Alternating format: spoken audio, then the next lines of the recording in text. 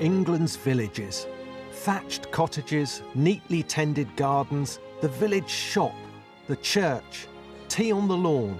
It's a cosy chocolate box image recognised across the globe. I'm Ben Robinson, and as an archaeologist, I'm fascinated by the places where we live and how they've evolved from ancient times to the present day. For me, the story of the village isn't about sleepy rural idylls. It's one of purpose, persistence and power.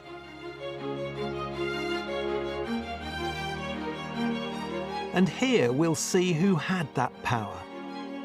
In this secluded valley in the middle of Dorset. Milton Abbey is an 18th century masterpiece, picture perfect, but hiding darker secrets. It wouldn't be here at all were it not for a social divide that gave the rich almost unfettered power over the lives of the poor. Power which allowed the landowner to wipe out an entire community in the name of fashion, self-image and control.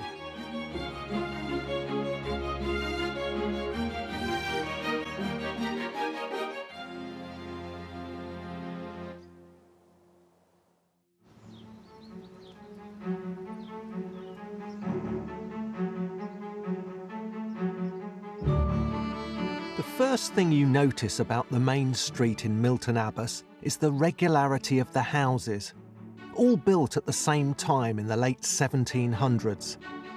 They suggest order and a neatness typical of genteel Georgian architecture. That's because Milton Abbey was built as part of a much bigger plan designed to boost the image and power of one man. To find out why, we need to go about a mile over there and go back to a time before this village existed.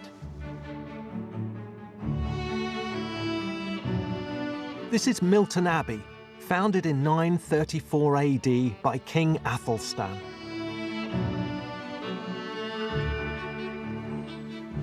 This is part of the medieval monastery, the 15th century Abbot's Hall. The rest is an 18th century extension, and what an extension.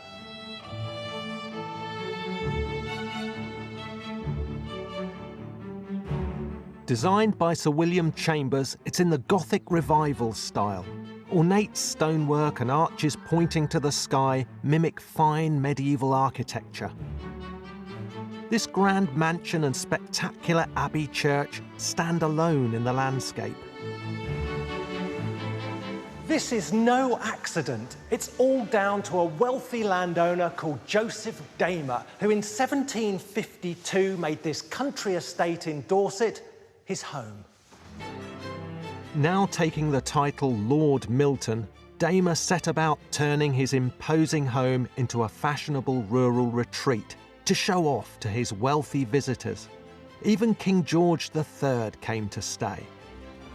As a country landowner, he also had to run a farm, but creating a showpiece was his main concern.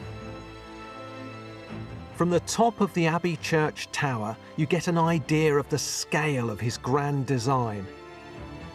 And to make it a reality, there was only one man with the right credentials. The father of landscape design, Lancelot Capability Brown. And the canvas he's working on is absolutely vast. This is a massive, expansive landscape. In 1763, Brown began creating this spectacular park all around the Abbey. By this time, Brown had already designed the landscape grounds at Blenheim Palace, Longleat and 700 acres at Petworth in West Sussex. Out went Italian-style formal planting, in came wide open naturalistic parkland with any unsightly blemishes physically removed. There was one blot on this landscape, the ancient sprawling town of Middleton, just down there. Middleton would have been a typical town of the time. Noisy, bustling, smelly, full of the great unwashed, as Lord Milton might have thought. Worst of all, it was right by his back door. It had to go. I think I'm standing just where a house stood before it was cleared by Lord Milton. One resident refused to move, a lawyer in the old town called Mr. Harrison, who took Lord Milton to court and won. But the law was no match for wealth and power. An ornamental lake had always been part of Capability Brown's design. So Lord Milton simply flooded what was left of the old town, forcing Mr. Harrison out.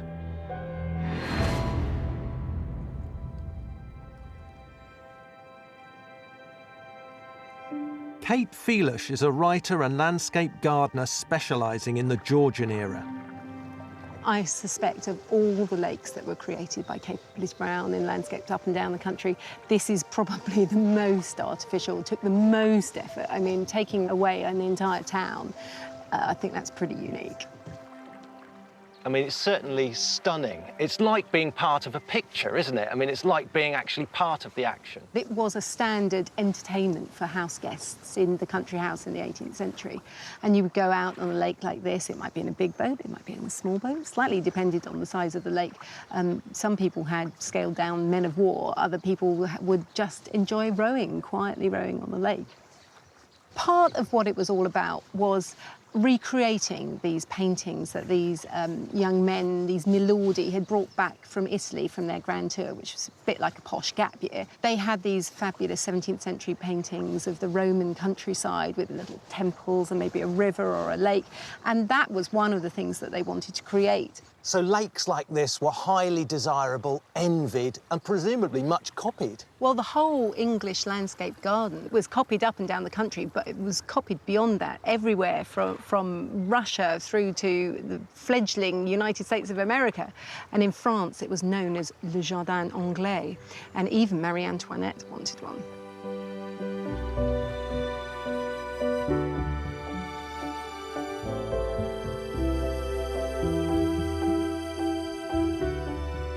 With the old town removed, in 1773, Lord Milton created the new village of Milton Abbas.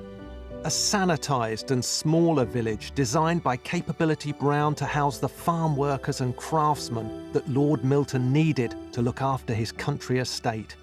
A showpiece to impress aristocratic visitors, but in a valley conveniently hidden from Lord Milton's view.